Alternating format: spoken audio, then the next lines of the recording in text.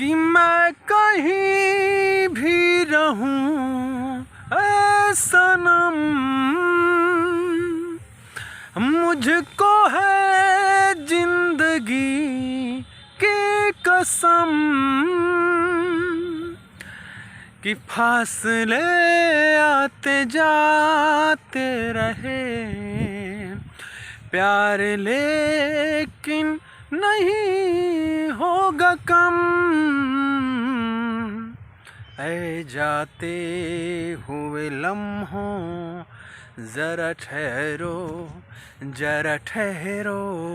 Hello friend, नमस्ते, प्रणाम। हम ही आप सबके दोस्त अवधि भोजपुरी गायक रंजीत यादव, जिला मेठी यूपी से। और भैया अपने खेते में घूमे आवा बाटे और बड़ा खूबसूरत नज़ारा बाटे, तो थोड़ा सा गुनगुना के मन करिस। इतना खूबसूरत नज़ारा देखे के बाद सबके गावे के मन करे, झूमे के मन करे।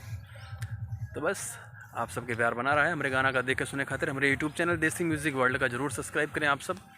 और बहुत हज़ारों हज़ार भाई लोग सपोर्ट करत बाटे, उनका बहुत बहुत धन्यवाद। और जितना भाई लोग अभी तक नहीं सब्सक्राइब करे बाटे, प्लीज़ देसी म्यूज़िक वर्ल्ड हमारे यूट्यूब चैनल ज़रूर सब्सक्राइब करें, अपन प्यार बनाए रखें। और एक से बढ़ के एक गाना होता बहुत जल्द।